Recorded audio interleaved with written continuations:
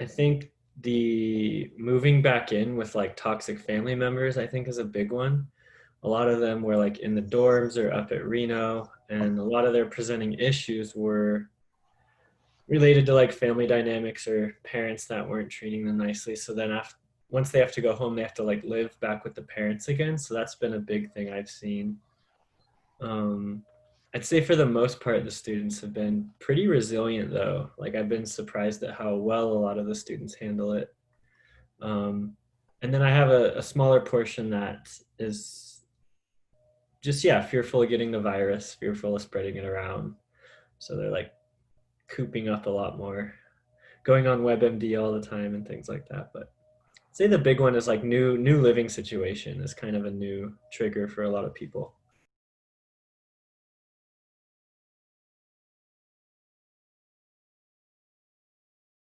It's like really reaching out and tapping into those social resources I think is important. If in a toxic family dynamic, I mean, try to possibly avoid that dynamic as much as you can, but if not, try to really communicate well and assert yourself with the family. And then for other clients that have more like just COVID fears, um, it's a tricky one because I think the fears are very valid. So I think a lot of it is I say, yeah, like it is anxiety provoking. And I kind of say that being anxious isn't bad in this pandemic. Like we should all be sort of anxious in a way. So I really try to like normalize and validate their anxiety. And then just kind of do the best we can to like what the CDC or World Health Organization is saying, about taking precautions and things like that. Watching out for yourself, not wanting to infect anybody else. But I think a lot of normalizing and validating. I think I had a lot of clients I was already seeing for other unrelated things like depression, anxiety, relationship issues. And when COVID happened, a lot of those issues got exacerbated or were further like kind of triggered. Some of them actually went down a bit, but I'd say for the most part it like spiked up a bit. And again, like I said, the new living situations that a lot of clients had to have um, change those things. And then I think overall, in general, our counseling center has not been getting as many new patients actually. So our demand is actually a little bit lower. We were kind of worried, like, are we going to have a ton of demand? Is there going to be a ton of people talking to us? But I think just due to the remoteness and things like that, it's maybe keeping some students away. Like we're still getting some new students in, but overall, I think the numbers are down.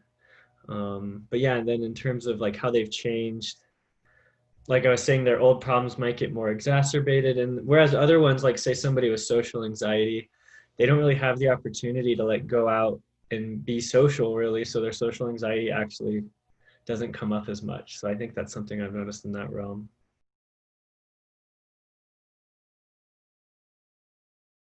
That's a good point. I think I've actually noticed a lot of my clients doing that sort of like on their own too, even like they're just saying, wow, I've had so much time to like think about things, to look at myself in the mirror, sort of introspect and reflect.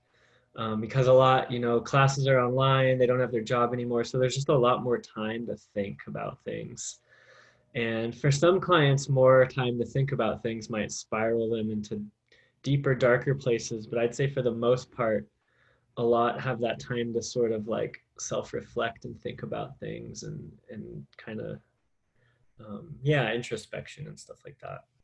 I mean, honestly, I think one of the biggest things for me is how like resilient a large portion of the clients are, and how a lot actually are handling it pretty well and going with the flow and things like that. Um, Obviously, it's the ones that aren't maybe going with the flow like that that you have to do more work in that area on. But I mean, there's a lot where I'll try to say like, "Hey, how are you handling COVID?" And they're like, "Oh, I'm fine. Like I'm it's not the best, it's not the best situation." But so I've actually been sort of like kind of that aha of wow, we have a lot of like resilient students at UNR.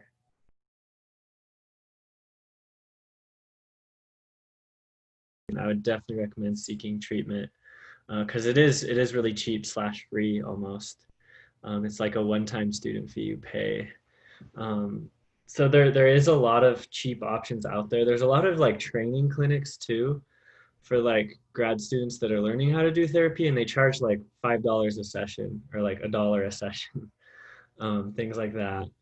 Um, Other than that, I would like, if you can afford therapy, use those social support networks. And I mean, online has a lot of bad information, but there's a lot of good information online as long as it's from a reputable source. There's a lot of like coping with COVID sort of like manuals and guides. And you can even go to like, I think the UNR counseling services website or other college websites have lots of like brochures and pamphlets of all sorts of like techniques and skills to deal with anxiety around COVID.